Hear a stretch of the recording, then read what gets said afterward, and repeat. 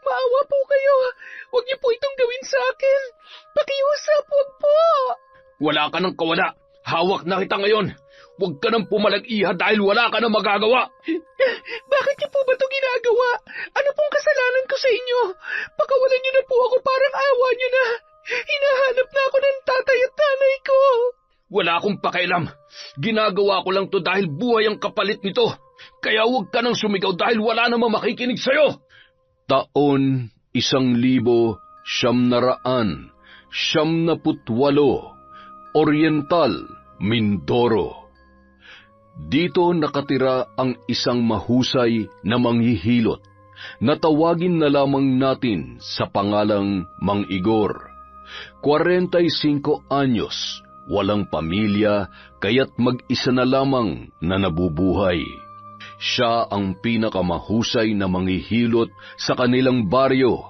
Nanghihilot siya ng mga nabalikong ugat, sumasakit na batok, nangangalay na kamay at paa, nagmamasahe rin at marami pang iba. Magaling siya sa larangang yun, kaya hindi maiwasan na minsan ay dayuhin ng mga taga-ibang lugar. Kilala si Mang Igor hindi lamang sa pagiging magaling na manghihilot, kundi pati na rin sa pagiging byudo nito. Namatay ang kanyang asawa 5 taon na ang nakalilipas sa hindi malamang dahilan na tanging ang lalaki lamang ang nakakaalam. Marami ang haka-haka na lumabas tungkol sa pagkamatay ng kanyang asawa. Isa na rito ang kulam. Dahil sa sakit o kaya naman ay inatake sa puso. At ang pinakamasaklap sa mga haka-hakang yun ay ang isiping si Mang Igor daw mismo ang pumatay sa kanyang asawa. Biglaan kasi ang pangyayari. Nabalitaan na lang ng mga tao na pumanaw na ito, kaya't sari-saring dahilan ang lumabas tungkol sa pagkawala ng naturang babae. Ngunit ni isa sa mga sabi-sabing yon ay wala namang nakapagpatunay, hanggang sa unti-unti nang nabura sa isipan ng mga tao ang tungkol doon. Isang umaga, yung susunod na, pakibilisan at marami pa nakapila. Oy, Nika, samahan mo naman ako rito sa loob, sige na. Wala nang nagawa pa ang dalagang si Nika nang magpumilit ang kaibigan niyang si Jonah na magpasama sa loob. Ang mga pasyente kasi ni Mang Igor sa tuwing hihilutin na ay pumapasok sa isang silid kung saan ang manghihilot at ang magpapahilot lamang ang naroon. Nang makapasok ang dalawang dalaga, ay bumungad na agad sa kanila ang mga bote na kung hindi sila nagkakamali ay naglalaman ng langis na hinaluan sa loob ng mga halamang gamot. Anong pangalan mo, Iha? Jonah po. Alin naman ba masakit sa'yo? Ito pong batok ko. Tuwing gigising po kasi ako sa umaga, sumasakit. Hindi ko rin masyadong maigalaw pero maya-maya ay nawawala naman po. Pero ayoko po kasi ng ganon tuwing gigising ako kaya naisipan ko po magpahilot sa inyo. Ganun ba? Halina't simulan na natin. Pakihubad na lang ang damit mo at namahilot ko na maayos. Po? Huwag ka nang mahiya, Iha, at ako'y sanay naman na sa mga ganyan. Matanda na ako kaya wala nang mali siya sa akin ang mga ganyang bagay. Sige na't na masimulan ko na. Marami pa naghihintay sa labas. Habang nasa kalagitnaan ng panghihilot kay Jonah, tahimik lang sa isang tabi si Nika. Kanina niya pa rin napapansin na panay ang sulyap sa kanya ng manghihilot na si Mang Igor. Bagamat nagtataka, ngumingiti na lang siya sa tuwing nagsasalubong ang kanilang paningin. Ikaw, Iha, anong pangalan mo at bakit nga pala pumasok ka rito? Magpapahilot ka rin ba? Hindi po. Sinamahan ko lang po siya.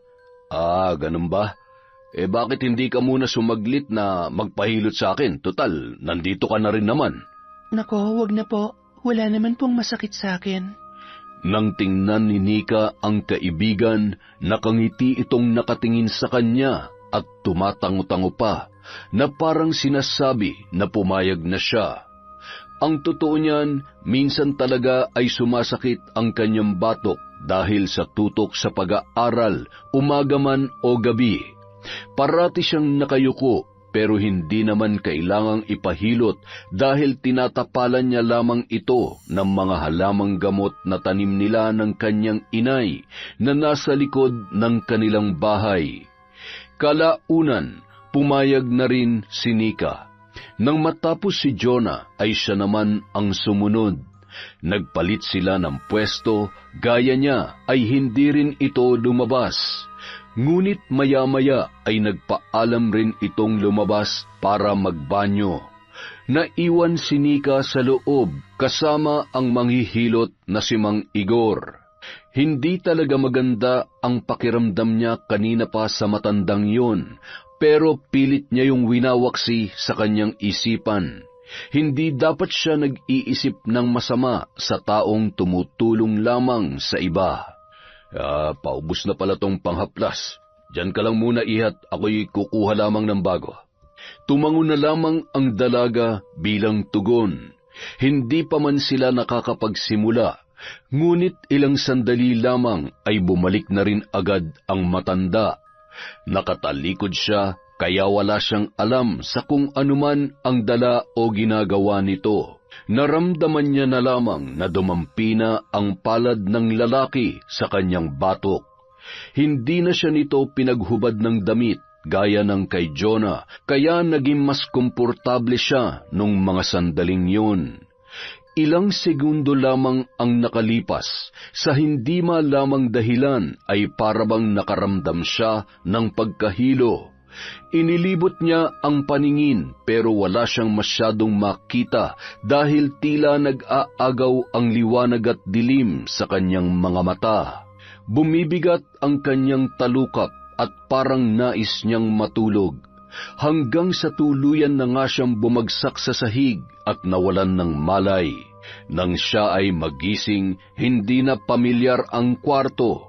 Mabilis siyang bumangon, ngunit napagtanto niyang nakatali ang kanyang dalawang kamay sa kanyang likod, kaya hindi siya makakilos ng maayos. Takot na siya sa kung anuman ang maaaring mangyari sa kanya. Ilang saglit pa, bumukas ang pinto ng kwarto at iniluwan nito ang matandang manghihilot. Teka, sandali. Ano po bang kailangan nyo? Pagkawalan niyo po ako, Mang Igor. Nakikiusap po ako. Hindi pwede, iha. Kailangan kita. Kailangan kong katawan mo. Kailangan ko ang buhay mo. Lumapit sa kanya ang naturang manghihilot at akma siyang hahawakan, pero mabilis siyang nakaiwas at buong lakas na sinipa yun sa tiyan na nagpatumba sa lalaki. Tumakbo siya sa may pintuan na medyo nakaawang pa dahil sa pagpasok ng manghihilot. Patakbo na sana siya nang bigla na lang mahawakan ni Mang Igor ang kanyang paa, dahilan para mawalan siya ng balanse at matumba. Pero bago pa man muling makalapit sa kanya ang manghihilot ay pinagsisipa niya na yun. At nang masigurong nasasaktan na ito, ay saka na siya mabilis na tumayo kahit nahihirapan dahil sa nakatali pa rin ang kanyang kamay. Nilisan niya ang lugar na yon na puno ng takot at nangakong hindi na babalik kahit na kailan. Samantala, galit ang makikita sa mukha ni Agnes, ang ina ni Nika, matapos malaman ang sinapit ng kanyang dalagang anak. Ayon dito ay muntik na raw siyang mapagsamantalahan ng kilalang manghihilot sa kanilang baryo. Nang gabi kasing dumating yun sa kanilang bahay ay takot at nanginginig pa. Mabuti na lamang nasabi pa ng dalaga ang nangyari bago halos hindi na makausap kinabukasan. Nung araw na yun, malungkot niyang pinagmamasdan ang tulala niyang anak sa silid nito. 2 araw nang ganoon ang kanyang kondisyon, hindi masyadong makausap, bihira lamang kumain at parating tulala. Hindi man natuloy ang binabalak ng manghihilot kay Nika, ngunit nagbigay yun ng trauma sa dalaga. Hindi ako makakapayag na hindi siya managot sa nangyaring ito sa anak ko. Pagbabayarin ko ang Igor na yon. Hindi niya dapat ito ginawa sa'yo. Hayaan mo anak, gagawa ako ng paraan. Tumungo siya sa isang silid at mula sa isang maliit na butas sa sahig, may kinuha siyang medyo may kalakihang kahon. Napabuga siya ng hangin nang buksan niya yon. Naglalaman ang kahon ng mga kagamitan sa pangkukulam at pambabarang. Ayaw niya na sanang muling balikan ang dati niyang gawain, ngunit gagawin niya yon makapaghiganti lamang sa muntikan ng lumapastangan sa kanyang anak. Nang gabing yun, kating-kati na siyang simulan ang pagpapahirap sa manghihilot, ngunit batid niyang hindi pa maaari. May isang bagay muna siyang kailangang gawin at kuhain.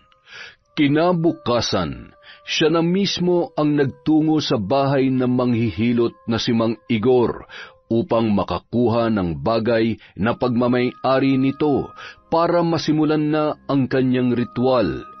Gaya ng inaasahan, medyo may karamihan nga ang mga nagpapagamot sa lalaki. Ang iba sa kanila ay may edad na. Nang masigurong abala si Mang Igor sa kanyang mga pasyente, ay pasimple at palihim siyang nagtungo sa likod bahay sa pagbabaka sakaling may mahanap siyang bagay na pag-aari ng lapastangang manghihilot. Tumingin-tingin siya sa paligid hanggang sa natuon ang pansin niya sa mga damit na nakasampay. Napangiti ang babae. Ayos na ang isang yon dahil sigurado siya na damit yon ni Mang Igor. Nang makauwi ng bahay at sumapit ang gabi, agad niya nang sinimulan ang ritual. Kinuha niya ang mga kandilang pula at pinalibot yon dahilan upang makabuo ng hugis bilog, pagkatapos ay isa-isang sinindihan. Sa gitna ng bilog kung saan siya nakapwesto at nakaupo, ay naroon din ang damit na kanyang kinuha. Nagsimula siyang mag-usal ng kakaibang dasal gamit ang hindi maunawaang lengguwahe. Pabulong ang kanyang pagkakasambit, kasabay noon ay ang unti-unting paglakas ng ihip ng hangin. Ilang sandali pa, sa kanyang pag-oorasyon ay bigla na lamang namatay ang isa sa mga kandila na nasa bandang harapan niya. Malaking pagkagulat ang maaaninag mo sa kanyang muka. Hindi, imposible ito. Hindi maaari. Paanong? Bakit namatay ang aking kandila? Muli niyang ipinagpatuloy ang pag-oorasyon, ngunit gaya nung una, namatay rin ang isa pang kandila. Imposible! Paanong hindi siya tinatablan ng aking orasyon? Isa lamang siyang pangkaraniwang manghihilot na binastos ang aking anak. Kaya paano nangyari na hindi umeepekto sa kanya ang aking salamangka na parabang may kumukontra dito? Dahil sa pangyayaring yon, nagdesisyon si Agnes na alamin ang tunay na katauhan ni Mang Igor, kung bakit nga ba hindi ito tinatablan ng kanyang kapangyarihan. Ilang araw din siyang palihim na nagmamanman at nag-iimbestiga sa matandang manghihilot, hanggang sa napag-alaman niyang si Mang Igor pala ay nambibiktima ng mga kadalagahan at tinatago sa isang lumang bahay sa gubat. Naisip niya na ginagahasa ng manghihilot ang mga kadalagahan, dahil yun lang naman ang maaaring gawin ng isang lalaki sa isang babae na dinadala sa liblib na lugar. Dahil sa nalaman niyang yun, lalo siyang nanggalaiti na barangin at pahirapan ang manghihilot. Pero, paano ko gagawin yun? Ano bang lihim na tinatago ng Mang Igor na ito upang hindi siya dapuan ng anumang salamangka na ibinabato ko sa kanya? Samantala, sa kabilang banda ay malungkot na tinitingnan ni Mang Igor ang isang binata na nakahilata sa higaan. Hirap itong huminga at hindi makagalaw ng maayos. Itay? Nimuel, anak, Kumusta ang pakiramdam mo? Medyo bumubuti-buti na po. Saan ho pala kayo nanggaling? Kaninang umaga pa ho kayo hindi pumupunta dito. May inasikaso lamang ako, anak. Eto, may mga dala kong pagkain para sa'yo. Pampalakas yan ng katawan, kaya kainin mo. Ginawa mo na naman po ba yon, Tay? Nambiktima na naman po ba kayo? Ano bang sinasabi mo, anak? Huwag ka na maraming tanong dyan. Kumain ka na lang. Sandali at ipaghahain kita, ha? Akala ko po ba ititigil nyo na yon, Tay? Napag-usapan na po natin yon, di ba? Napabuntong hininga na lamang si Mang Igor. Kahit ilihim niya ang ginagawa niyang pambibiktima ng kababaihan, nalalaman pa rin yon ng kanyang binatang anak na si Nimuel. Dahil konektado ang kanyang mga ginagawa sa katawan nito. Anak, alam mong labag rin ito sa kalooban ko, pero kailangan kong gawin alang-alang sa'yo. Kaya sana'y unawain mo na lang ako. Pero Itay, ginagamit ka lang niya. Ginagamit ka lang ng mambabarang na yon para sa pansarili niyang kapakanan. Sinasamantala niya ang sitwasyon natin. Hindi na baling gamitin niya ako, anak. Ang mahalaga'y mabuhay ka at gumaling ka. Yun lamang ang importante sa akin. Mabubuhay at gagaling nga ako, pero marami namang buhay ang masasakripisyo. Ayoko ng ganun, Tay. Nakikiusap po ako na itigil niyo na po yun. Hayaan niyo na lamang ako sa sakit kong ito. Kung maaga man akong mamamatay, nakatadhana na sa akin yun, Tay. Tumigil ka na. Hindi yan mangyayari. Hindi ko yan hahayaan. Kaya sa ayaw at sa gusto mo, labag man ito sa kalooban mo, gagawin ko pa rin. Kaunti na lang, anak. Kaunting tiis na lang. Gagaling ka na. Ang kanyang anak na si Nimuel ay may malubhang sakit na walang anumang lunas kundi kamatayan. 2 uri ng kamatayan. Yun din ang sakit na ikinamatay ng kanyang asawa 5 taon na ang nakalilipas. Ang sakit na yon ay maituturing na sumpa sa angkan ng kanyang asawa na si Imelda.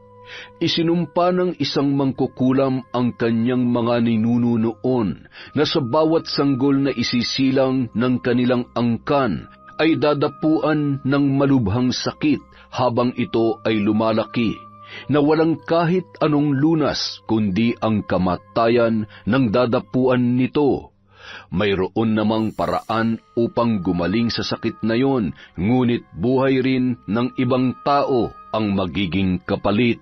Matatakasan lamang ang sumpang yun kapag si Nimuel ay namatay na o may ibang taong iaalay ang buhay para siya ay hindi mamatay.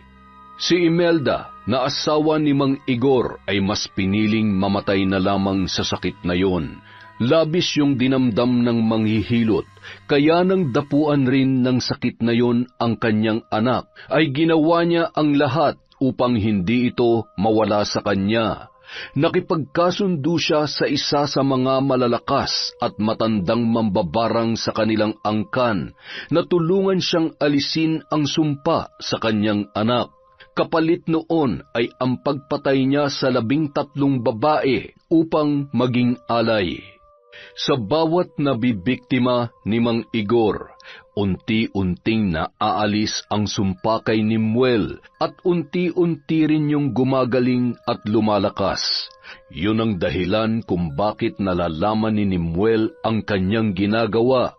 Hindi siya makakaramdam ng paggaling kung walang inaalay ang kanyang ama.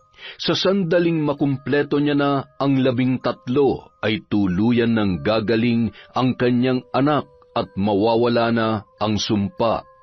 Ang mambabarang din na yun ang pumuprotekta sa kanya kung bakit hindi siya tinatablan ng anumang salamangka. Yun din ang kumukontrol sa isipan ng mga magulang o kamag-anak ng mga batang nabibiktima ng manghihilot. Sa sobrang lakas ng kapangyarihan ng mambabarang, hindi yon kayang kontrahin ng mga mangkukulam na mababang uri gaya ng ina ni Nika na si Agnes. Isang umaga, "Oh, anak, bakit bumangon ka na? Kaya mo na ba?" Ayos lang po ako. Medyo malakas na po ng konti ang pakiramdam ko kaya gusto ko munang maglakad-lakad sa labas. Ayoko rin naman pong humiga na lamang ng humiga. Sigurado ka ba? Halika't tutulungan na kita. Hindi na po, Tay. Kaya ko na. Huwag niyo na lamang po akong pakialaman. Pagkatayo, tuluyan nang lumabas si Nimuel. Wala nang nagawa pa si Mang Igor kundi ang bumuntong hininga na lamang. Hindi man sabihin sa kanya ng anak, ngunit ramdam niyang may tampo ito sa kanya dahil sa kanyang ginagawa. Hindi niya naman ito masisisi dahil pinalaki nilang mabait, masunurin at inaalala ang kalagayan ng iba, hindi lamang ang kanyang sarili. Kung si Nimuel lamang ang masusunod, mas gugustuhin pa niyang mamatay na lamang sa sakit na yon, kesa mabuhay na marami namang namamatay ng dahil sa kanya. Ngunit para kay Mang Igor, bilang isang ama, hindi niya hahayaan na mangyari yon. Magkasalungat man sila ng kagustuhan, hindi na mahalaga yon para sa kanya. Ang iniisip niya na lamang ay tuluyang pagalingin ito upang makasama niya pa ng matagal. Masayang nilalanghap ni Nimuel ang hangin na dumadampi sa kanyang balat. Walang mga bahay at tao sa kanyang kinaroroonan, kaya malaya niyang nagagawa ang anumang naisin niya. Puro puno at mga damo lang ang kanyang nakikita, ngunit para sa kanya ay mas ayos na yon. Ayaw niya rin kasing makihalubilo sa ibang tao mula nang siya ay magkasakit. Hindi naman yon nakakahawa dahil nga sa angkan lamang nila tanging dumadapo ang karamdamang yon. Baka lang kasi pandirihan at pagtawanan siya ng ibang tao. Bukod kasi sa panghihina ng kanyang katawan, puno rin ng pulang marka na hugis bilog ang kanyang balat, na sa unang tingin ay aakalain mo talagang nakakahawa. Ilang saglit pa, nakarinig si Nimuel ng tawanan ng mga kalalakihan. Huli na para makapagtago siya dahil agad na siyang nakita ng mga ito. Lumapit yon sa kanya. Aba, sino naman kaya to? Anong ginagawa mo dito, ha? Anong pangalan mo? Ano yung nasa balat mo? May sakit ka ba? Nakakahawa ba yan? Lumayo ka nga sa amin, nakakadiri ka. Kayo lang naman tong lumapit sa akin, ha? Kaya kayo na lang ang umalis. Ang tapang mo, ha? Sino ka ba para paalisin kami, ha? Yabang mo, bata. Hoy kayo, hawakan nyo nga to, patitikimin ko lang. Ikaw na lang ang humawak, pre. Mukhang may sakit yan, eh. Tingnan mo nga yung balat, oh. Ayoko naman mahawa dyan, no? Sipain mo na lang. Huwag na nga natin pag-aksaya ng oras yan. Umalis na lang tayo dito. Baka mamaya, mahawa pa tayo. Ay, naku, nakakadiri. Bago umalis ang mga kalalakihan, tinulak muna siya ng isa sa mga yun, at dahil mahina pa ang kanyang katawan, agad siyang natumba na pinagtawanan naman ng mayayabang na mga lalaki. Pilit na bumangon si Nimuel, ngunit nang maitukod niya ang isang paa ay bigla na lang siyang nanghina at umubo. Kaya't napaupo na lamang siya sa damuhan at nagpatuloy ang kanyang masamang pakiramdam. Humihina na naman ang katawan ni Nimuel. Kadalasan kapag ganoon ang nangyayari ay umiinom lang siya ng tubig at naiibsan ng kaunti ang kanyang panghihina at tumitigil sa pag-ubo. Pero saan naman siya kukuha ng tubig?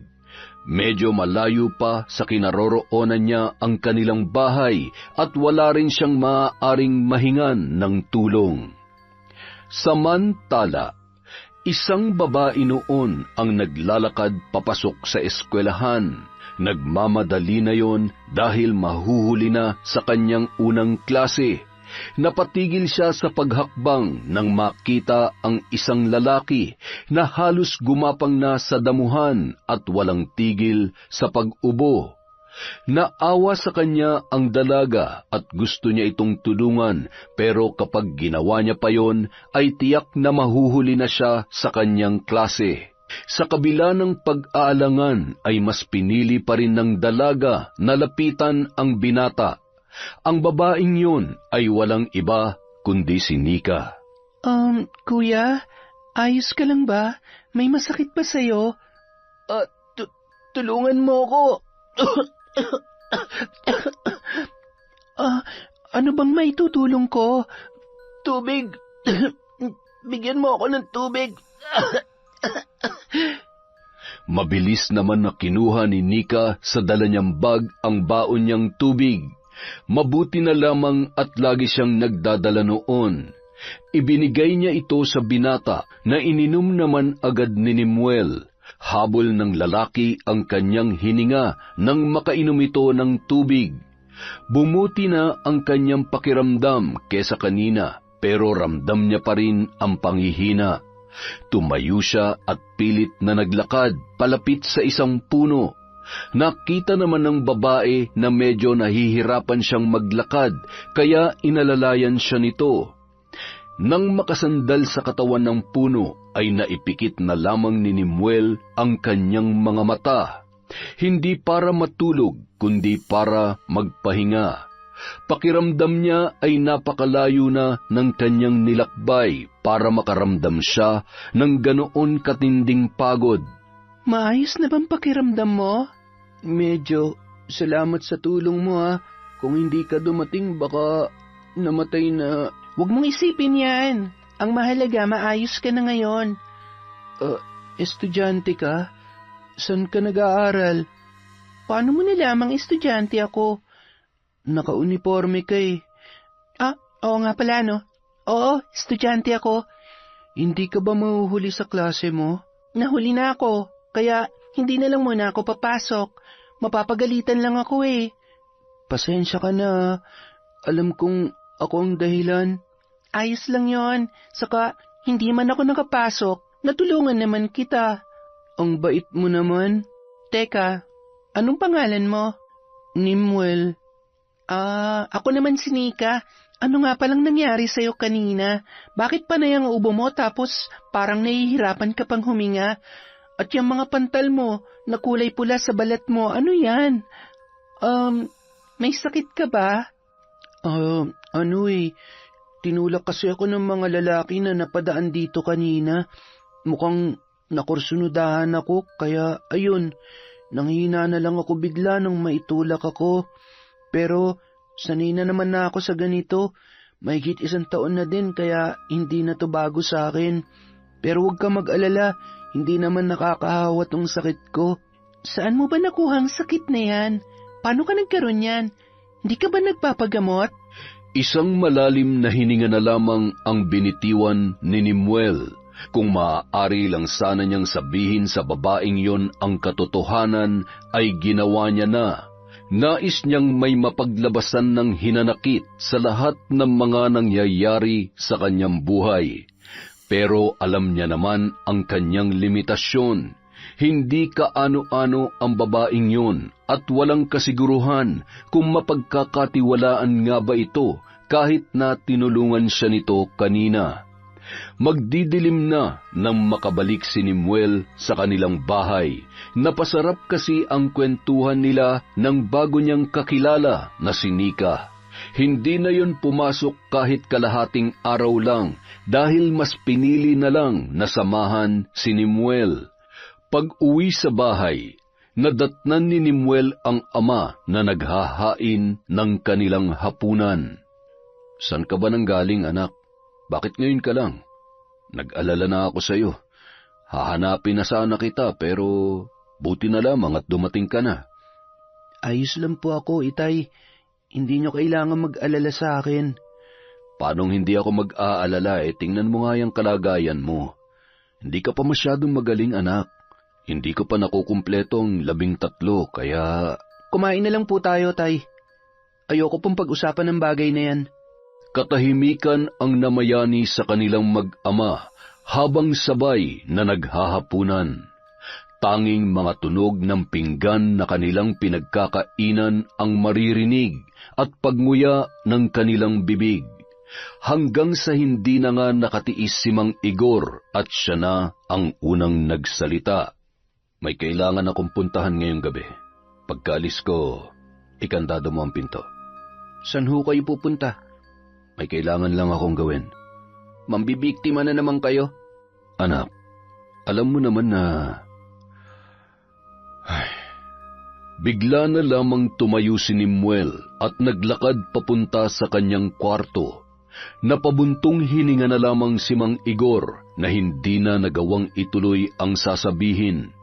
Hindi naman talaga ganoon ang pakikitungo sa kanya ng anak dahil nga pinalaki nila ito ng maayos at marespeto. Nagbago lang ang binata nang dapuan na siya ng sakit na may sumpa at nakipagkasundo naman si Mang Igor sa mambabarang para sa lunas sa sakit ni Nimuel. Tutol kasi ang bata sa ginagawa niya, kaya minsan ay nagkakaroon sila ng hindi pagkakaunawaan. Samantala, konsensya ang gumuhit sa mukha ni Nimuel nang makapasok sa kanyang kwarto. Hindi dapat siya umakto ng ganun. Hindi dapat niya basta nalang tinatalikuran ang ama, lalo na't nasa harap sila ng pagkain. Gusto niyang bumalik at humingi ng tawad, pero naunahan na siya ng hiya, kaya nanatili na lamang muna siya sa loob ng kwarto. Hanggang sa napagdesisyonan ng binatang lumabas, at gaya ng inaasahan, wala na doon ang kanyang ama. Nakaligpit na rin ang mga pinagkainan at nahugasan na rin ang mga plato. Malinis at wala nang dapat asikasuhin pa. Napaupo na lamang ang binata sa tabi ng mesa at napaisip. Isa yon sa mga hinahangaan niya sa kanyang ama.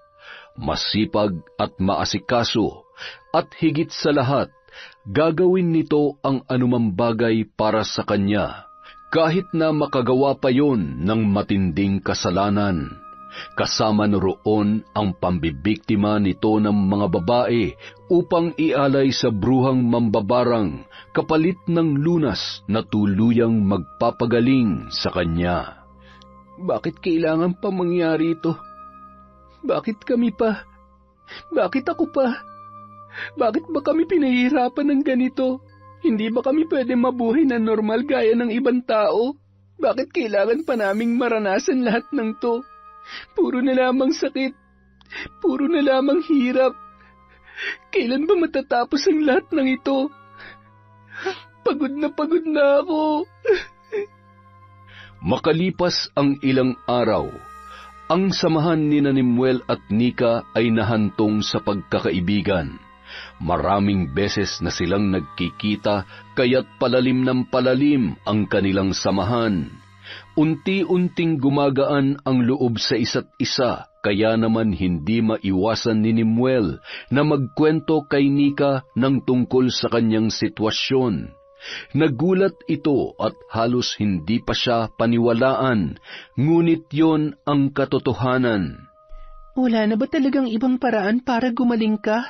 Ang ibig kong sabihin, yun lang ba talagang solusyon sa sakit mo? Oo yun lang ang tanging paraan para gumaling ako at humaba pa ang buhay ko. Kaya sana, ngayon na alam mo na, tatanggapin ko naman kung ayaw mo nang makipagkaibigan sa akin. Sino ba naman ako, di ba? Anak lang ako ng isang taong pumapatay ng mga babaeng kagaya mo. Ano ka ba naman, Nimuel? Hindi na mangyayari. Ngayon pa ba na alam ko na kung bakit ganyan ang sitwasyon mo? Hindi kita iiwan. Magkaibigan pa rin tayo, kaya huwag ka na mag-isip ng ganyan. Salamat. Ang bait mo talaga. Maswerte ako dahil nakatagpo ako ng isang kagaya mo. Maganda na, mabait pa. Ito naman ang bola pa. Pero teka lang, ilang linggo na rin tayo magkaibigan pero hindi ko pa nakikilalang tatay mo. Ano bang pangalan niya? Kasi Alam mo, isa rin yun sa tinatago namin. Hindi namin pwedeng sabihin sa ibang tao na mag-ama kami. Hindi kasi nila pwedeng malaman na meron siyang anak. Mapagkakatiwalaan mo naman ako eh. Pero sige, hindi kita pipilitin. Pero sana maging maayos ng sitwasyon nyo. Sige na nga, sasabihin ko na sa'yo. Baka magtampo ka pa sa akin. Ano ka ba? Hindi no. Kilala mo ba yung manghihilot dito sa atin? Si Mang Igor kung tawagin? Biglang natahimik si Nika dahil kilala niya ang manghihilot na si Mang Igor.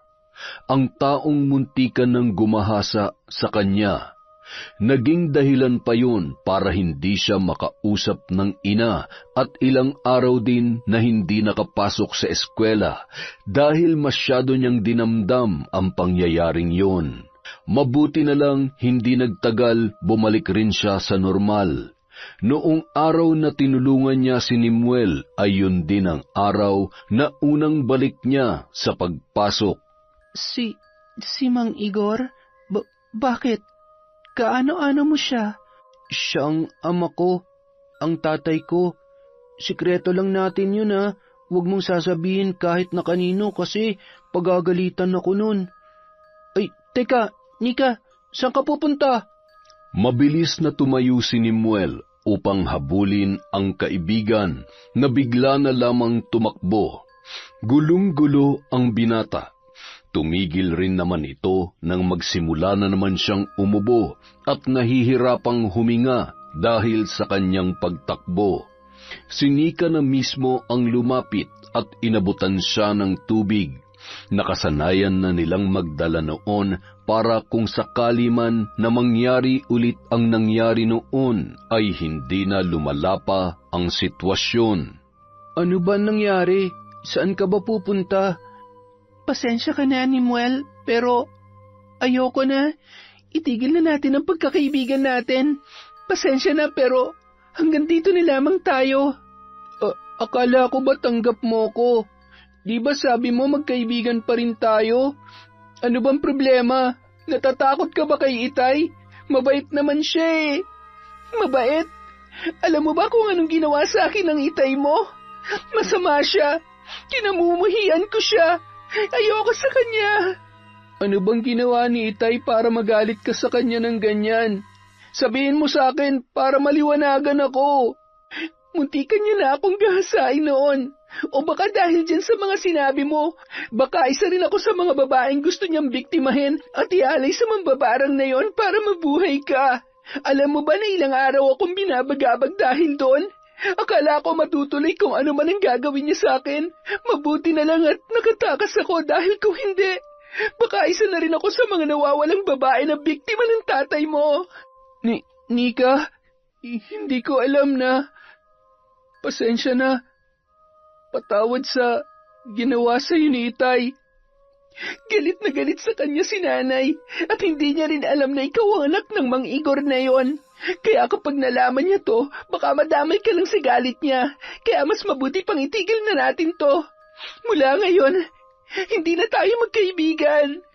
Naiwang tulala si Nimuel at halos hindi makapaniwala na tatalikuran na siya ni Nika, ng babae na pinakauna niyang naging kaibigan. Gayunpaman, agad siyang umuwi ng bahay para makausap ang kanyang Itay. Nadatnan niya itong gumagawa ng mga ginagamit niya sa panghihilot. Matagal nang manghihilot si Mang Igor. Kumbaga, yun na ang kanilang hanap buhay. Kahit magkano naman ay maaaring ibayad sa kanya, nakadepende sa pasyente kung magkano ang nais nitong ibigay. Itay, may kailangan ka ba, anak? Nagugutom ka na ba? May niluto ako dyan. Teka, ipaghahain kita ha. Hindi po ako gutom. Gusto ko po kayong makausap. Nimuel, anak, kung pipigilan mo na naman ako sa ginagawa ko, wag na, dahil hindi na magbabago pa ang isip ko. Si Nika, yung sinasabi ko sa inyo na babaeng kaibigan ko, kilala niyo ba siya? Sinong Nika ba yan? Huwag na kayong magmaang-maangan pa. Alam kong natatandaan niyo siya. Isa siya sa mga babae na gusto niyong biktimahin pero nakatakas siya. Alam niyo ho ba na sinabi ko sa kanya ang totoo?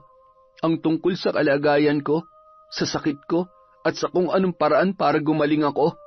Ano? Bakit mo ginawa yon? Mapapahamak tayo sa ginawa mong yan. Bakit? Yung mga babaeng binibiktima nyo, sa tingin nyo hindi sila napapahamak dahil sa ginagawa nyo? May pamilya rin sila, Tay. Pamilyang naghihintay at nagmamahal sa kanila.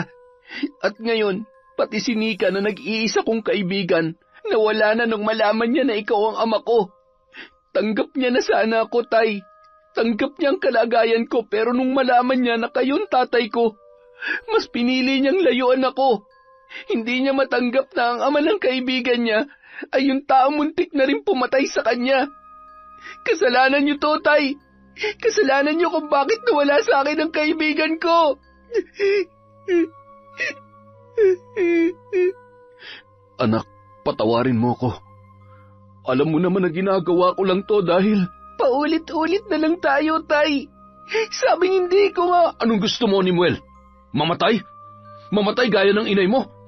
Mamatay sa lintik na sakit na yan? At paano ako, ha? Paano na ako kapag pati ikaw nawala na? Wala akong nagawa nung mamatay ang iyong ina at pinagsisisihan ko na wala akong ginawa. Pinagsisisihan ko na pinanood ko lamang siya habang naghihirap at unti-unting namamatay sa pesteng sumpa na yan. At ngayong sa'yo naman to nangyayari. Sa tingin mo, hahayaan ko na pati ikaw patayin ng sakit na yan? Sa tingin mo ba hindi ako nahihirapan sa sitwasyon natin? Sa tingin mo ba madali sa akin lahat ng to? Halos hindi na ako makatulog gabi-gabi dahil sa konsensyang bumabagabag sa akin. Nahihirapan na ako, Nimuel. Pero kinakaya ko para mabuhay ka, para gumaling ka, para hindi ka matulad sa inay mo. Huwag naman sanang pati ikaw ay mawala sa akin. Dahil hindi ko yung kakayanin. Mamamatay na rin ako kapag pareho kayo nawala sa akin. Kaya sana naman intindihin mo ko, anak. Piliin mong mabuhay. Piliin mo ko at piliin mo ang sarili mo. Sabihin na natin makasarili, pero kailangan nating tanggapin ang katotohanan na minsan ay kailangan nating maging madaya para makapagpatuloy. Hindi ko na po alam, Tay. Gulong-gulo na po ako. Nilapitan na lamang ng lalaki ang kanyang anak at niyakap. Pareho na silang nag-iiyakan dahil sa hirap ng kanilang sitwasyon. Matapos ang sagutan nilang yun, ay nagkaayos naman sila. Hindi na muling kumontra pa si Nimuel sa kagustuhan ng kanyang ama. Naisip niya na kahit ano pa ang gawin at sabihin niya, ay desidido na ang kanyang ama sa kanyang plano. Dahil kung gusto niya pang mabuhay, kailangan niyang maging makasarili. Mapait siyang napangiti habang nakatingin sa tahimik na ilog. Nakasandal ang likod sa puno habang nakaupo. Hinahagis sa ilog ang maliliit na bato na napupulot niya sa tabi ng kanyang kinauupuan. Doon sila parating tumatambay ni Nika, ngunit ngayon ay siya na lamang mag-isa. Mula nang tapusin ni Nika ang pakikipagkaibigan sa kanya, ay hindi niya na yon ginulo pa. Bagamat nalulungkot, wala naman siyang magagawa, kundi tanggapin na lamang ang katotohanan na ayaw na sa kanya ng dalaga. Nimuel? Napalingon agad ang binata sa kanyang gilid kung saan naroon ang babaeng parati niyang kasama doon. Ilang araw na rin kasi ang nakalipas nang huli silang nagkita. Nika, bakit nandito ka? Bakit? Bawal ba akong pumunta dito? Hindi. Halika, maupo ka dito. Pagkatapos noon, isang matinding katahimikan ang namayani sa dalawa. Tila ba para silang magkasintahan na may tampo sa isa't isa at naghihintayan lamang kung sino ang unang manunuyo. Gusto ko nga pala ulit humingi ng tawad sa nagawa sa'yo ng itay ko. Nagkasagutan na nga kami, pero ayos na. pasensya na talaga. Hindi ko hihingin na patawarin mo siya kasi naiintindihan ko naman ang pinanggagalingan ng galit mo sa kanya. Paano kung pati sa'yo magalit ako? Paano kung kamuhian rin kita? Anong gagawin mo? Hindi ko alam.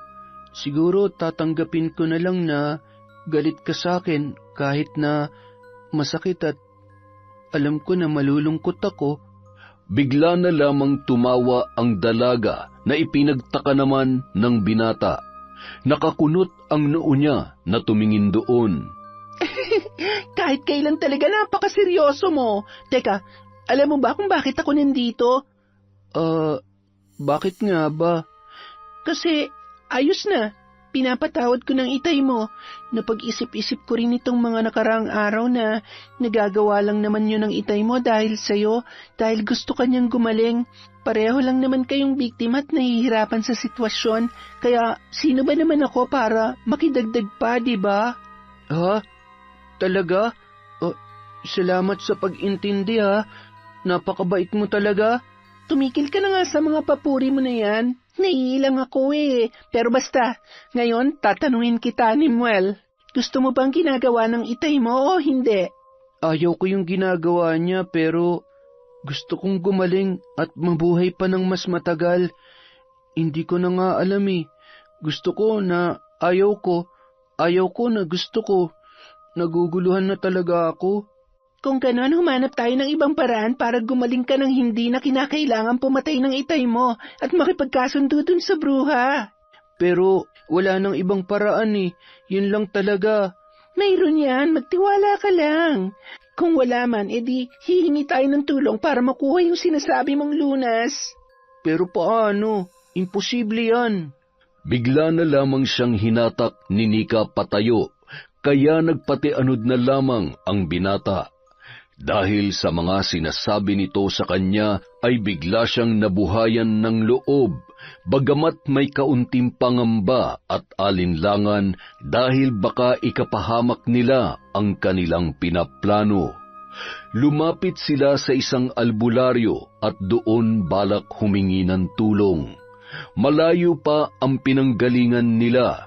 Nasa kabilang bayan pa kasi ang bahay ng albularyong yun, kaya sana ay hindi sila mabigo.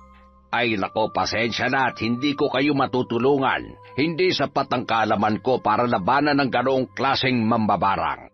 Wala na po ba kayong ibang kilala na pwedeng makatulong sa amin? Sige na po, gusto ko na po makawala sa sumpa na ito.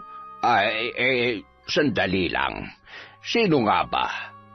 Bumukas ang pinto at iniluwa noon ang dalawang may kaedarang lalaki. Baka sila makatulong sa inyo. Pasyente mo? Ay, hindi.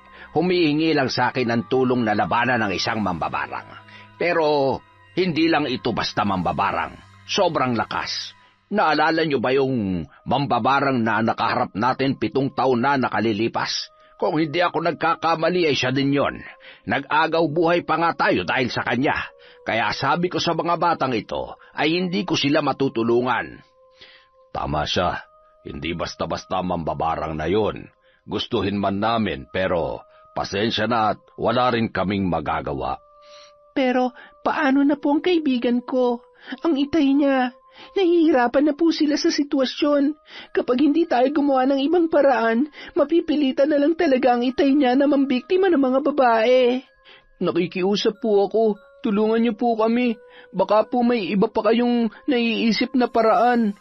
Napailing na lamang ang 3 albularyo, hudyat na wala silang magagawa. Wala silang maitutulong sa 2 bata na dahilan ng kawalang pag-asa ni Nimuel at Nika. Aalis na sana sila nang magsalita ang isang albularyo. Ay, teka sandali. May kilala akong isang albularyo na pwedeng makatulong sa inyo. Magaling yon at wala siyang inaatrasang laban. Kahit sino'y handa niyang harapin. Baka matulungan niya kayo. Talaga po? Nika, narinig mo yun? May makakatulong na sa atin. Ang kaso, hindi ko lang may papangako kung magagawa niyang pumunta rito.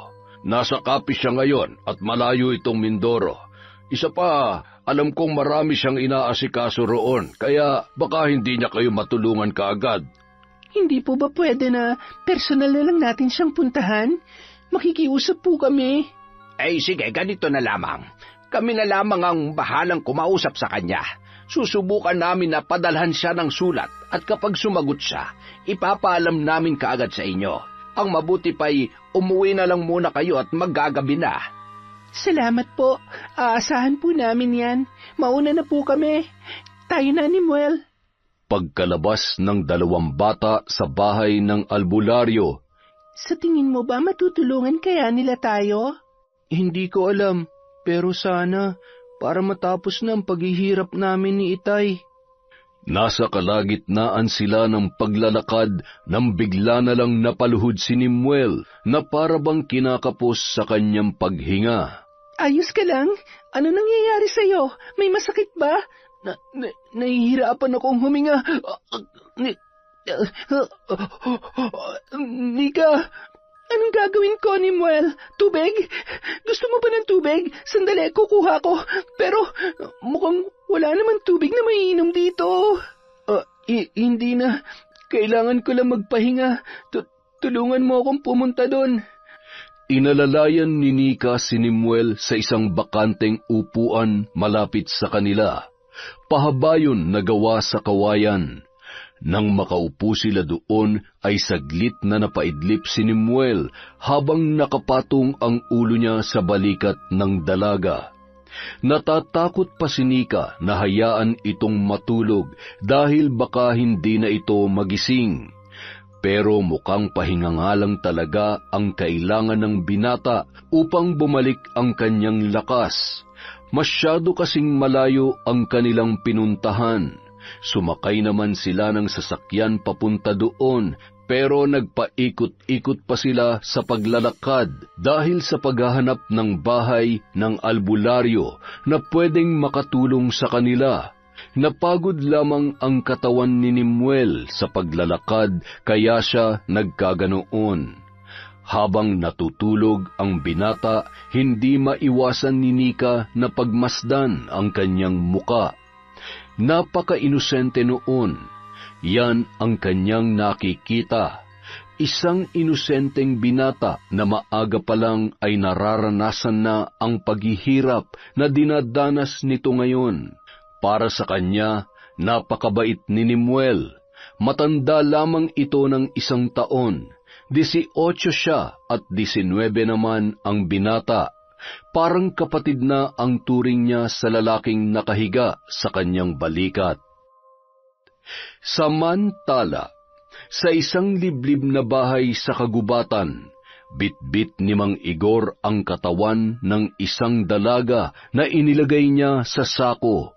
Pumasok siya sa isang kubo. Pagbukas ng pinto ay bumungad sa kanya ang isang matandang babae. Kung tatantyahin ay nasa 80 anyos na ito, ngunit hindi mo maaaring maliitin dahil sa kanyang lakas at kaalaman sa itim na salamangka. Hindi niya lamang yun pinansin at lumiko sa may bandang kaliwa, papasok sa isang kwarto kung saan doon nakakulong ang mga babaeng kanyang dinadala. Lahat ng yun ay buhay pa. Nasa 10 na ito kasama ang bagong dala niyang babae. Ngunit ang mga yon ay tila wala sa sarili at tulala. Nasa ilalim kasi yon ng salamangka ng matandang mambabarang, maliban sa isa na kararating lamang. Nagmamakaawa sa kanya ang babae na nakalabas na sa sako. Gustuhin niya man, wala na siyang magagawa dahil buhay ng kanyang anak ang nakasalalay. Lumabas na lang siya ng silid at kinandado yon. Naroon pa rin ang matandang babae malapit sa pintuan. Napakatamis ng pagngisi nito kay Mang Igor. 3 na lamang, Igor, at makukumpleto mo na ang mga bata. Makukuha mo na ang lunas na inaasam-asam mo para sa iyong anak. Nakikita mo ito, Igor? Ito na ang lunas. Kapag natupad na ang pinag-usapan natin, mapapasayo na ito. Bigla na lamang lumuhod si Mang Igor sa harapan ng mambabarang. Hindi ito nagulat, bagkus ay napangisi pa. Nakikiusap ako. Ayoko na. Nahihirapan na ako. Baka naman sapat na yung 10 bata. Ibigay mo na sa akin ang lunas sa anak ko. Hirap na ako. Hindi na ito kaya ng konsensya ko. Bakit parang sumusuko ka na yata? Hindi ba ikaw pang pumunta sa akin rito at nakiusap na tulungan kita? Napakasimple lang naman ang hinihingi kong kapalit sa'yo. Simple? Simple lang ba sa'yong pandurukot ko ng mga babae at pagkatapos papatayin mo rin sila kapag nakumpleto na? Ngayon ka pa talaga na konsensya kung kailan malapit mo na makumpleto ang ipinapagawa ko. Ngunit sige, dahil madali naman akong kausap ay pagbibigyan kita. Itigil mo na ito at hayaan mo na lamang mamatay ang iyong anak. Hindi ako titigil. Itutuloy ko to basta't maibigay mo lang sa akin ang lunas ng anak ko. Nagmamakaawa ako. Humalakhak lamang ang mambabarang na parang nasisiyahan pa sa nakikitang paghihirap ni Mang Igor. Ilang sandali pa ay napatigil ito at ang kaninang mapaglarong mga ngiti ay napalitan ng galit. Napadaing si Mang Igor nang bigla na lang siyang tumalsik. Tumama pa ang kanyang likod sa pader ng lumang bahay na yon at agad siyang napasuka ng dugo. Walang hiya! Traidor! Ano bang sinasabi mo? Hindi kita maintindihan. Ang anak mo, humihingi siya ng tulong sa mga albularyo. Akala niyo ba hindi ko malalaman yon? Balak niyo pa akong traidorin at pagkaisahan. Kung ganon, hindi kayo magtatagumpay. Kung ano man ang ginawa ng anak ko, hindi na yun mauulit. Kakausapin ko siya at pipigilan. Huwag mo lamang sirain ang pinag-usapan natin. Nagmamakaawa ako sa'yo. Dapat lang, dahil sa oras na malaman ko na may ginagawa kayong salungat sa napagkasunduan natin, magsisisi ka at magdurusa ang anak mo. At kung ako sa'yo, ilayo mo na ang anak mo sa babaeng yon, na anak din ng isang mangkukulam. Siya ang nag-iimpluwensya sa anak mo na maaari nilang ikapahamak. Binibilog niya ang ulo ng iyong anak, kaya hanggat maaga pa, paglayuin mo sila. Tandaan mo ito, Igor. Sa oras na muli pa kayong magkamali, tapos na ang usapan natin. Hindi mo makukuha ang ninanais mo, at wala yung ibang ibig sabihin kundi mamamatay si Nimuel. Umuwing naguguluhan si Mang Igor. Gusto niyang makausap ang kanyang anak ukol sa sinasabi ng mambabarang. Bahagya pa siyang nagulat nang maabutan si Nimuel kasama ang isang babae. Walang iba kundi si Nika. Nakaramdam siya ng hiya para sa dalaga dahil sa ginawa niya doon. Nakaupo ang mga ito sa tabi ng mesa. Mabilis na yumakap si Nimuel sa ama nang siya ay makita nito. Itay, meron po ako magandang balita. May nakausap po kami ni Nika na mga albularyo. Ang sabi nila, kakausapin nila yung isa pang albularyo na kaibigan nila para tulungan ako. Tutulungan tayo. Hindi pa po sigurado pero tiyak na tutulungan po tayo noon. Itay, hindi nyo na po kailangan mambiktima ng mga babae para makuha nyo ang lunas na mambabarang na yon dahil... Hindi tayo makikipagtulungan sa kanila, kaya itigil mo na yung kahibangan mo. Kahibangan? Tay, bakit po ganyan kayo? Hindi ba kayo masaya na may tutulong na sa atin? Walang tutulong sa atin at hindi tayo hihingi ng tulong sa kahit na kanino. Alam mo ba, nalaman ng mambabarang ang ginagawa mo na paghingi ng tulong sa iba. Muntikan na niyang bawiin ang pinag-usapan namin. Mabuti na lang at napakiusapan ko pa. Pero tay, pagkakataon na po natin to para makawala sa mambabarang na yon. Makinig ka, anak. Kapag sinuway pa ulit natin ang kagustuhan ng mambabarang, hindi niya na tayo tutulungan. At lalong hindi niya ibibigay ang lunas para dyan sa sakit mo. Siya lang ang makakatulong sa atin. Tinutulungan? Itay, hindi niya tayo tinutulungan. Sinasamantala niya tayo. Itay naman, makinig naman po kayo sa akin. Alam kong napagkasunduan na natin to pero hindi pa rin po talaga kaya ng konsensya ko. Kaya ngayon na may tutulong na sa atin, dito na lang tayo, tay. Sa ganitong paraan na lang natin kunin ang lunas. Tama na. Hindi tayo makikipagtulungan sa mga albularyong yon. Gawin mo ng sinasabi ko at itigil mo na to. Kung ayaw mong ikulong kita rito at hindi na kayo magkita ng kaibigan mong yan na anak pala ng... Ay, basta. Tapos na ang usapan na to. Magpahinga ka na at pauwiin mo na si Nika. Naiwang tulala si Nimuel. Hindi niya inaasahan na ganoon ang magiging reaksyon ng kanyang ama. Ang akala niya matutuwa ito sa maganda niyang ibabalita. Lumapit sa kanya si Nika na kanina pa nakikinig. Hinawakan siya nito sa balikat bilang pagdamay. Hayaan mo na muna siya, Nimuel. Bukas mo na lamang siya kausapin. Makukumpinsi mo rin siya kapag pinagpilitan mo ang gusto mo. Ganyan kasi ang mga magulang. Isa pa, hindi din naman natin alam kung kailan makakapunta rito yung sinasabi nilang albularyo o kung papayag ba yon. Kaya hanggat may oras pa, kausapin at kumbinsihin mo na ang tatay mo. Kulitin mo na din kung kinakailangan. Salamat. Sana nga. Ayoko magtalo ulit kami ni Itay dahil dito.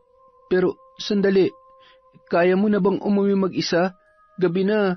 Pwede namang dito ka na lamang matulog. Hindi naman siguro magagalit ang inay mo. Kaya ko na. Saka, para namang kaya mo akong ihatid sa amin tapos babalik ka mag-isa. Baka mamaya mahimatay ka pa sa daan. Ay, sa bagay, hayaan mo kapag gumaling na ako naman na maghahatid sa'yo para makabawi naman ako. Kaya nga kumbinsihin mo ng itay mo at huwag ka nang matulala dyan. At lalong huwag kang panghinaan ng loob. Malalampasan mo rin yung mga pagsubok na kinakaharap mo ngayon. Makalipas ang 2 araw, patuloy pa rin sa pangungumbinsi si Nimuel sa kanyang ama, ngunit panay rin ang tanggi nito. Gayunpaman, hindi sumuko si Nimuel gaya ng bilin sa kanya ni Nika. Pinilit niya pa rin ito ng pinilit. Hindi na magbabagong isip ko, anak. Nakapagdesisyon na ako at yun na yun. Itay, makinig naman kayo sa akin. Natigil sa pagsasalita si Nimuel nang may kumatok sa kanilang pintuan. Napapailing na lang na lumapit doon si Mang Igor at binuksan ang pinto. Magandang araw ho. Dito ba nakatira si Nimuel? Ako po yun. Sino po kayo? Ako yung albularyo na sinasabi nung mga albularyo na nakausap nyo at kailangan nyo raw ang tulong ko. Kayo po ba yun? Itay, papasukin niyo po siya. Wala nang nagawa pa si Mang Igor nang lapitan na ni Nimuel ang nasabing albularyo at hinila ito papasok sa loob ng bahay. Maupo po kayo. Salamat. Ako nga pala si Marcelius at nandito ako para tulungan ka. Tulungan kayo. Maraming salamat po. Hindi niyo alam kung gaano ako kasaya ngayon. Sandali lang. Pero hindi na namin kailangan ng tulong mo at ng kahit na sino kaya pwede ka nang umalis. Pumasok ka na sa kwarto mo, Nimuel. Itay naman! Huwag nang matigas ang ulo. Pumasok ka na ron. Nagpalipat-lipat ang tingin ng albularyong si Marcelius sa mag-ama. Naguguluhan kung bakit tila ayaw tanggapin ng tatay ang kanyang tulong. Ngunit nang titigan niya ang mga mata ni Mang Igor ay doon niya unti-unting naunawaan kung bakit ito ay tumatanggi. Inaya niya munang umupo ang dalawa. Nag-aalangan pa si Mang Igor pero sumunod na rin siya sa sinabi ng albularyo. Agad rin naman na pinakilala ni Nimuel ang kanyang ama na wala yatang balak magsalita nung mga sandaling yon. Batid ko ang bumabagabag sa iyo, Igor. Huwag ka mag-alala. Kaya ko kayong tulungan sa problema ninyo. Alam ko pero hindi na kailangan. Kaya kong iligtas mag-isang anak ko. Hindi mo kilala ang mambabarang na yon. Malakas siya. Kapag nalaman niyang sinuway ko na naman siya, kilala ko siya. At hindi ko itinatanggi na malakas nga siya. Minsan ko na rin siyang nakaharap noon dahil sa isa kong pasyente. Nahirapan ako at nag-agaw buhay rin ako, gaya ng ibang albularyo na nagtatangkang lumaban sa kanya. Kaya sinabi ko sa sarili ko na sa susunod na magharap kaming muli ay hindi na mauulit ang pangyayaring yon. Lalo na ngayon na alam ko na kung ano ang kahinaan niya. Kahinaan? May kahinaan po ang mambabarang? Lahat tayo ay may kahinaan, Nimuel. Mahirap nga lang alamin yung sa iba.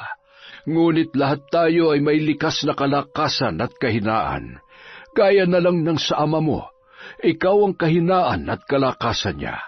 Kaya nga siya napilitang gawin ang isang bagay na hindi naman dapat dahil natatakot siyang mawala ka. At yun ang kahinaan ng itay mo na sinasamantala ng mambabarang. Kung sa kalakasan naman, marahil, bagamat hindi na siya pinatatahimik ng kanyang konsyensya araw-araw, gabi-gabi, ay patuloy pa rin siyang lumalaban para sa'yo. Tama ba ko, Igor? Tama ka, pero hindi pa rin ako sang-ayon sa pagtulong mo. Bahagya namang natawa si Marcelius. Hindi niya akalain na ganoon pala katigas ang loob ng kanyang kaharap. Pero nauunawaan niya kung saan nanggagaling ang katigasan noon. Nauunawaan kita kung ano ang pinupunto mo, pero buhay ng anak mo nakasalalay dito. Yun na nga buhay ng anak kong pinupunto ko. Kaya hindi ko pwedeng suwayin ang mambabarang sa utos niya dahil kapag ginawa ko yun, hindi niya ibibigay ang lunas na makakapagpagaling sa anak ko. Mamamatay si Nimuel. Mamamatay siya na baka mas mahirap pa sa pinagdaanan ng asawa ko. Nakikita mo ba ang anak mo, Igor? Pagmasdan mong maigi si Nimuel. Sa tingin mo ba kapag gumaling siya ay matatahimik siya at magiging maligaya? Kung alam niya naman na maraming buhay ang nawala para lamang mabuhay siya. Kung yun lang ang tanging paraan, hindi lang yun ang paraan, Igor. May magagawa pa tayo. May iba pang solusyon sa problemang ito. At handa ko kayong tulungan. Tutulungan natin si Nimuel para gumaling siya. Kaya sana'y makipagtulungan ka rin sa akin. Sa amin. Kailangan ko ng kooperasyon mo dito. Sige na, Igor. Gawin mo ito para sa anak mo, para kay Nimuel. Huwag kang matakot sa mambabarang na yon. Ako ang haharap sa kanya. Paano ko malaman niya? May kakayanan siyang malaman ng mga kinikilos namin, kaya sigurado kung itong pag-uusap natin, malalaman din niya. Huwag kang mag-alala, dahil bago pa man ako pumasok dito, ay naglagay na ako ng orasyon na kukontra sa salamangka niya, para hindi malaman ang pag-uusapan natin. Kaya hindi mo na kailangang problemahin pa yan. Sa ngayon ay kailangan na lang natin magplano para makuha ang lunas sa mambabarang na yon, nang hindi mo kinakailangan magsakripisyo pa ng ibang buhay. Itay, sige na po. Pumayag na kayo. Makipagtulungan na tayo sa kanya. Napatitig si Mang Igor sa nangungusap na mga mata ng kanyang anak. Pursigido talaga ang bata. Humugot siya ng malalim na hininga bago dahan-dahang tumango. Napangiti si Nimuel sa desisyon ng kanyang ama. Masaya ito at tiyak na magiging mas masaya siya kapag nakita niya itong gumaling. Papayag na ako, pero paano yung mga babae na dinala ko sa kanya? Buhay pa naman sila, hindi ba? Paano mo nalaman? 13 kababaihan. Ayon sa kaalaman ko, yun ang kailangan ng mambabarang para ialay sa isang dyablo. Kapalit noon ay ang dagdag na kapangyarihan at walang hanggang buhay. Magagawa niya lang ang ritual na yon sa oras na makumpleto ang 13. Sabay-sabay niyang pupugutan ng ulo ang mga babae at sabay-sabay ring mamamatay. Kasama yun sa ritual na gagawin, kaya maaari pa natin silang mailigtas at makuha. Imposible yun. Kahit mag-isa lang siya sa bahay na yun, puno yun ng salamangka. Kung walang pahintulot niya, hindi tayo makakapasok. Ako ang bahala doon. Basta ang pagtuunan mo ng pansin ay ang lunas para sa anak mo. Nagpatuloy pa ang kanilang pag-uusap para sa gagawing plano. Hanggang sa pagtulog ay hindi pa rin mawala ang ngiti sa labi ni Nemuel. Bagamat masaya ay naroon pa rin ang pangamba sa kanyang loob. Wala pa namang kasiguruhan kung magtatagumpay sila, ngunit may tiwala siya sa albularyong si Marcellus. Kinabukasan, maaga pa lamang ay naghahanda na sila.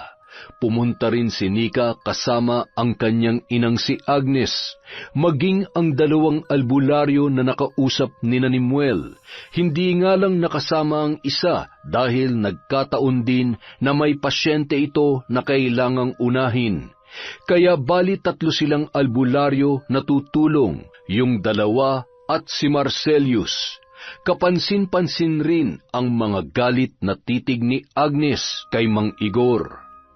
Kung hindi lang talaga ako pinilit ng aking anak na halos magmakaawa na sa harap ko, hindi ko kayo tutulungan.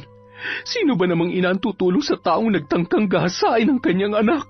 Inay, hindi nga po yun ganon. Wala siyang balak na pagsamantalahan ako. Hindi nga, pero gagawin ka namang alay sa dyablo. Tama na po, Inay.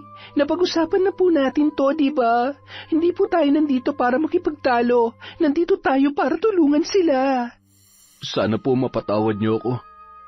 Pinagsisisihan ko na po ang mga nagawa ko. Pasensya na po kayo.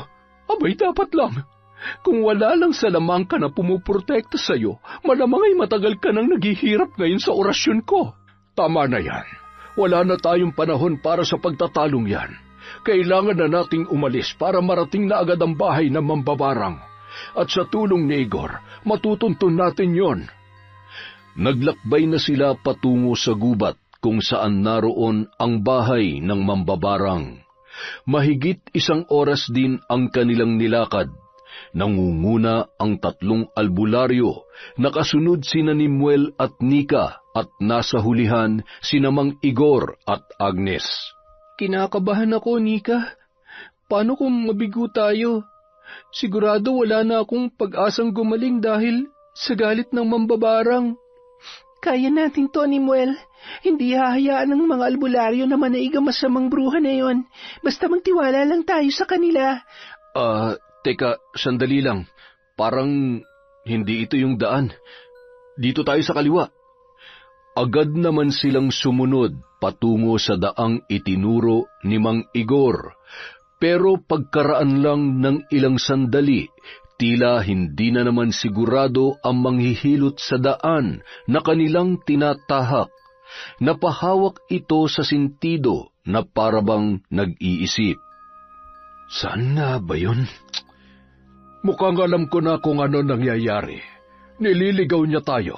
Alam na niya ang pagpunta natin, kaya ginugulo niya ang isip ni Igor para hindi natin matunton ang kinaroroonan niya. Paano na tayo ngayon yan? Mabuti pa umuwi na kami ng anak ko. Inay! William, hindi ba may alam ka sa ganito? Kaya mo itong kontrahin, hindi ba? Hindi ko may papangako pero susubukan ko ang aking makakaya. Umupo ang albularyong si William at parang nagdadasal lamang ito kung iyong titingnan. Habang nasa ganoon ay palinga-linga naman si Nemuel sa paligid. Hindi niya alam kung bakit kinikilabutan siya sa lugar na kanilang pinaghintuan. Pakiramdam niya ay mayroong hindi tama at nagsisimula na namang manginig ang kanyang tuhod at makaramdam ng lamig. Natural lang na malamig dahil gabi na at nasa kakahuyan pa sila. Pero iba ang pakiramdam na yon. Ilang sandali pa, napamulat na ng mga mata si William at dahan-dahan niyong tumayo. Mababakas pa sa kanyang muka ang kaunting takot. Hindi na natin kailangan pang hanapin ang kinaroroonan ng mambabarang.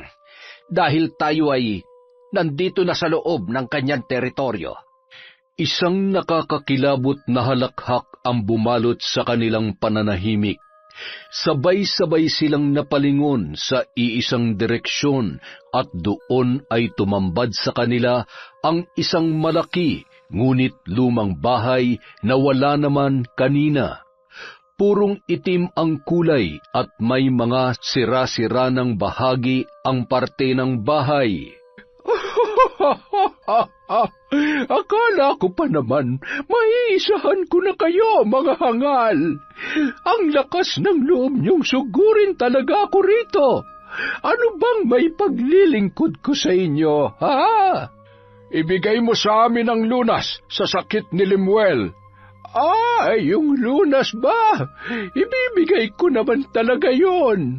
Pero kailangan ko pa ng 3 babae. Ikaw kasi, Igor, bakit bigla ka na lang nag-iba ng desisyon? Akala ko pa naman ay nagkasundo na tayo. Wala kaming balak makipaglaro sa'yo. Ibigay mo na sa amin ang kailangan namin at pinapangako ko na hindi ka masasaktan. Ang tanong ay, kaya nyo ba? Mga mahihinang albularyo, akala nyo ba hindi ko kayo natatandaan? Nagkaharap-harap na tayo noon, ngunit ano ang nangyari? Naawa na lamang ako sa inyo, kaya hindi ko pa kayo tinuluyan. Isang malakas na hampas ng hangin ang mas lalong nagpalamig sa gabing yon. Nataranta ang 4 maliban sa 3 albularyo. Dahil sa malakas na hangin ay nagliliparan na ang mga tuyong dahon. Lemuel, anak! Agad na lumapit si Mang Igor nang bigla na lang matumba si Lemuel. Nanghihina ito at namumutla. Anong nararamdaman mo, anak? Nahihirapan akong huminga, Tay. Sumasakit rin po ang buong katawan ko. Kaya mo yan, Lemuel. Lumaban ka. Kung tutuusin, dapat ay nagpapasalamat kayo sa akin. Dahil kung hindi dahil sa salamangka ko, matagal nang namatay si Lemuel. Pinapabagal ko lang ang kanyang kamatayan sapagkat kailangan ko pa siya. Kailangan ko pa siyang magamit para makumpleto ko ang 13 babae. Kung ganoon, wala ka talagang nagawang lunas para sa sakit ng anak ko? At hahayaan mo lang siya mamatay kapag nakuha mo ng gusto mo? Mayroon akong isang salita, at kapag sinabi ko ay ginagawa ko. Hindi naman ako mag-iimbento ng sakit kung walang lunas. Ibig sabihin ikaw yun? Ikaw ang mambabarang na naglahad ng sumpa sa angkan ng asawa ko? Tumawa lamang ang mambabarang, habang galit na galit naman si Mang Igor. Ang 3 albularyo naman ay tahimik lamang, ngunit alerto sa mga kilos ng mambabarang. Habang si Nanika at ang kanyang ina ay nasa tabi ng nanghihinang si Lemuel. Ako nga, matagal na panahon na rin naman yon, at marami na rin ang namatay dahil sa sumpang yon. May mga lumalapit sa akin upang makiusap na tulungan sila, at gaya ng sayo, ganoon rin ang kondisyon ko para malunasan ang kanilang kahilingan. Ngunit tunay silang mga duwag sapagkat hindi nila magawa na maayos ang aking ipinagagawa. Kaya ayon, namatay silang naghihirap sa sakit, dala ng sumpang iginawad ko sa kanila. At yun na nangyari sa iyong asawa, hindi ba? Ang iyong kawawang asawa ay namatay nang wala ka man lamang ginagawa. At ganoon din ang mangyayari sa anak mo. Pagmasdan mo kung paano mamatay si Lemuel ngayong gabing ito, Igor. Napakasama mo. Walang ibang dapat mamatay kundi ikaw. Ibigay mo sa akin ang lunas ngayon na. At sino ka para utusan ako? Sinayang mo lang ang pagkakataon na ibinigay ko sa iyo para mailigtas ang anak mo. Kaya magdusa ka, Igor. Susugurin na sana ni Mang Igor ang mambabarang, ngunit narinig niya na naman ang pagdaing ni Lemuel na tila ba sinusunog ang kanyang katawan dahil sa malikot nitong galaw at pagsigaw. Nakahilata na ito sa mga tuyong dahon at namimilipit. Labis na awa ang nararamdaman ng ama para sa kanyang pinakamamahal na anak. Kasalanan ko to. Dapat nakinig na lang ako sa kanya. Dapat hindi na lang ako nakipagtulungan sa inyo. Baliw ka na talaga, Igor. Kinukonsensya ka lamang ng bruhang yon. Sa sandaling makumpleto ang 13 babae, hindi natin alam kung anong sunod na mangyayari. Siguradong mas lalakas pa ang kapangyarihan niya kung nagawa mo ang ipinagagawa niya. Ang kailangan lang natin gawin ngayon ay putulin ang sumpa para wala nang madamay pa sa mga susunod na henerasyon. Kaya tumigil ka dyan. Huwag mong sisihin ang sarili mo o kahit na sino man. Walang ibang may kasalanan dito kundi ang bruhang yon. Matapos marinig ang sinabi ni Agnes, natahimik na lamang si Igor. Samantala, dahil sa katigasan ng mambabarang ay napilitan sina Marcelius at ang 2 albularyo na labanan siya. Mula sa loob ng bahay na nasa likuran ng mambabarang ay naglabasan ang iba't ibang uri ng insekto. Mga insektong hindi mo gugustuhing makadapo sa iyong balat dahil sa dalang sakit ng mga ito. Gamit ang orasyon ni William, natataboy niya ang mga insektong nagnanais na lumapit sa kanilang dalawa ng isa pang albularyo na si Hernan. Hernan, pumasok ka sa loob ng bahay. Hanapin mo ang mga babae at ilayo mo na rito. Bilis! Bilisan mo habang hindi pa tayo napapansin ng mambabarang. Pero paano kayo? Kami nang bahala dito. Basta ilayo mo na ang mga babae. Tumango lamang si Hernan, habang si Marcelius ay pilit na lumalapit sa mambabarang upang ito ay pigilan. Ngunit nahihirapan siya dahil sa malakas na hangin ang sumasalubong sa kanya. Idagdag pa ang mga tuyong dahon at mga alikabok na nagliliparan patungo sa kanya. Itigil mo na to! Ibigay mo na lang sa amin ang hinihingi namin! Imbis na sumagot ay muli na lamang tumawa ang bruha at nag-usal ng kakaibang lengguwahe. Nakapikit pa ito at sa kanyang pagmulat ay naging purong itim ang kanyang mga mata. Lalong lumakas ang hangin na kulang na lang ay liparin si Marcelius. Sumilay ang kakaibang ngisi sa labi ng mambabarang. Ilang sandali pa, biglang tumalsik ang albularyo at bumagsak sa lupa. Tatayo na sana siya nang bigla na lang niyang naramdaman ang kanyang pag-angat sa ere at tila sumisikip ang kanyang leeg. Sa hindi kalayuan sa kanya, naroon ang matandang mambabarang na nakataas ang isang kamay at nakatapat sa kanya na animoy sinasakal nito si Marcelius. Ano ngayon, Marcelius? Hawak na kita sa leeg! Hindi mo na sila matutulungan dahil mamamatay ka na! Imbis na matakot, napangisi lang ang albularyo na tila ba mayroon pa siyang alas laban sa mambabarang. Talaga lang, ha? O baka naman ikaw ang mamamatay kapag nalaman mo at nalaman niya kung ano ang nalalaman ko. Ano ang ibig mong sabihin? Alam ko na ang kahinaan mo. Kahinaan? Isa'y ang kahibangan. Wala akong kahinaan. Kung ganon ay itinatanggi mo na pala ang apo mo. Bumagsak na lamang bigla si Marcelius sa lupa dahil sa pagkagulat ng mambabarang. Natahimik ito at bakas sa muka ang pagkatakot at pagkakagulat. Batid ko kung sino siya at kung nasaan siya. Sa tingin mo, ano kaya magiging reaksyon niya sa oras na malaman niya ang mga masasamang ginagawa mo? Sigurado ako madidismaya siya sa iyo at hindi lang yon, kamumuhian ka niya. Gusto mo ba yung mangyari, Lorena? Paano mo nalaman ang pangalan ko?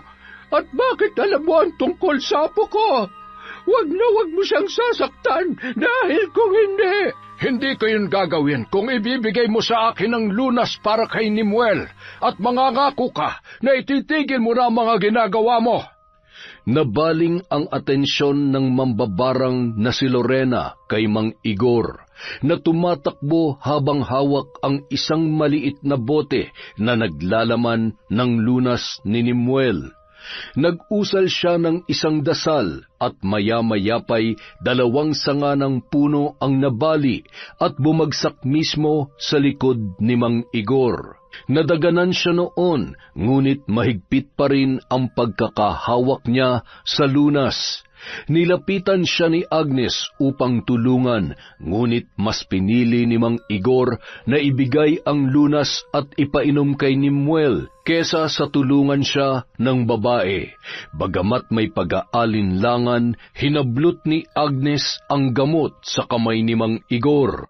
Bago tuluyang makalapit si Agnes sa dalawa, nilingon niya pa si Marcelius na nilalabanan ang mambabarang gamit ang makapangyarihang orasyon. Napahawak sa tainga ang mambabarang at panay ang sigaw nito. Hindi niya na inalampa ang mga susunod na nangyari dahil mas pinagtuunan niya ng pansin ang nag-aagaw buhay na binata. Ipainom mo na ito sa kanya, anak. Bilisan mo. Eto na yung lunas ni Muel. Gagaling ka na. Si Itay, nasaan siya? Huwag mo na muna siyang isipin. Inumin mo na yan. Madali ka. Tinulungan pa ni Nika na mainom ni Nimuel ang lunas dahil sa panghihina ng katawan nito na halos pati kamay ay hindi na magawang iangat. Matapos mainom yun, nawalan siya ng malay na naging dahilan ng pagkataranta ni Nika. Nimuel, gumising ka. Inay, ano po nangyari? Bakit nawalan siya ng malay? Di ba dapat gumaling na siya? Hindi na sumagot pa si Agnes, bagkus ay pinagmasdan lang nito si Nimuel na nakapatong ang ulo sa hita ng kanyang anak. Patuloy naman sa pagyuyugyug si Nika na umiiyak na dahil iniisip niya na baka nahuli na sila at wala na si Nimuel. Makalipas ang 1 buwan, masayang inihahanda ng mag-inang Agnes at Nika ang mga pagkain na pagsasalu-saluhan nila. Inilapag nila ang mga pagkain sa mahabang mesa sa tapat ng kanilang bahay. Ano, kumpleto na ba?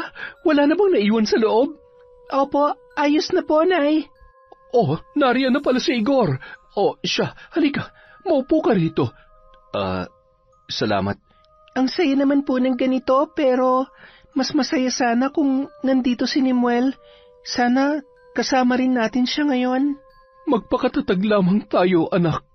Natigilan sila sa pag-uusap nang may 2 lalaki ang biglang dumating.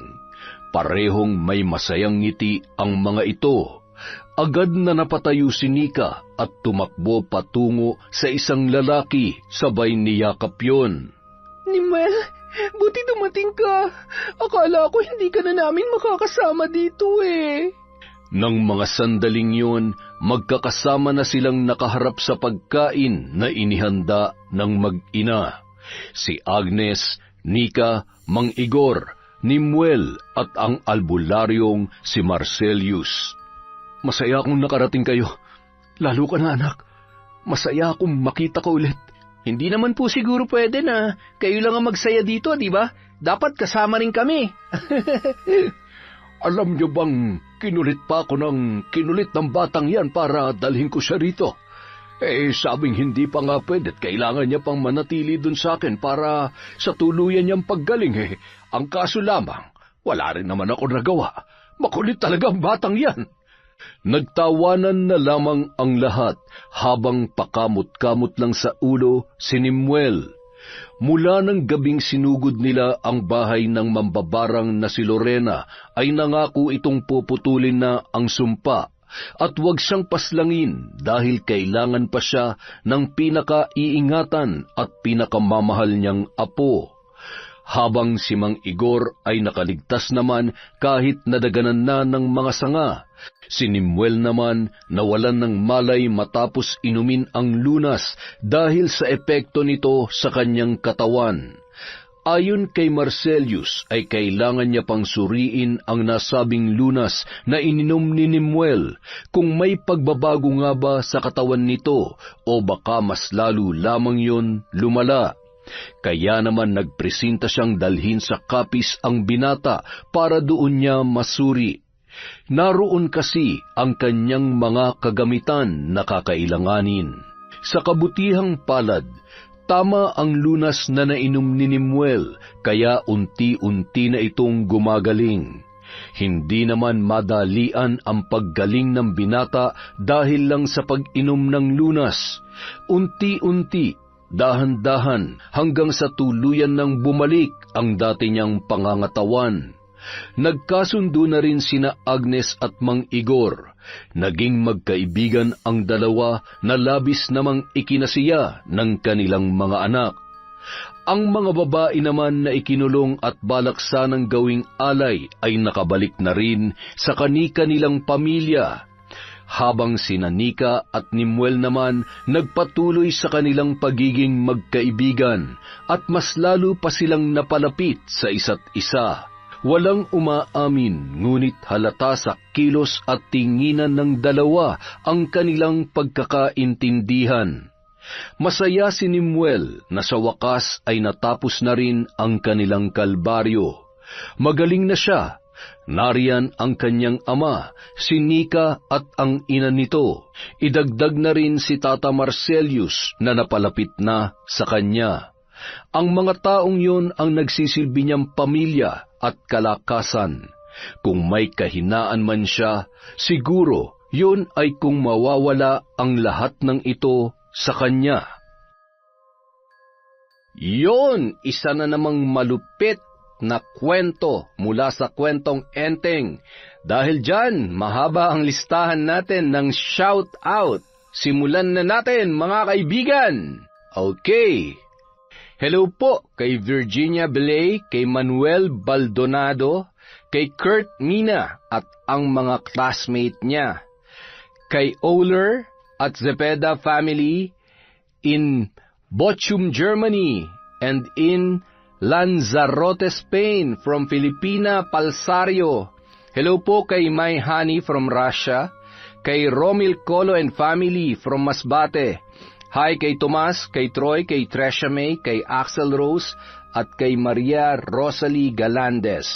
Hello po kay Carmi Siblon from Yokohama, Japan, kay Chander de Guzman from South Korea.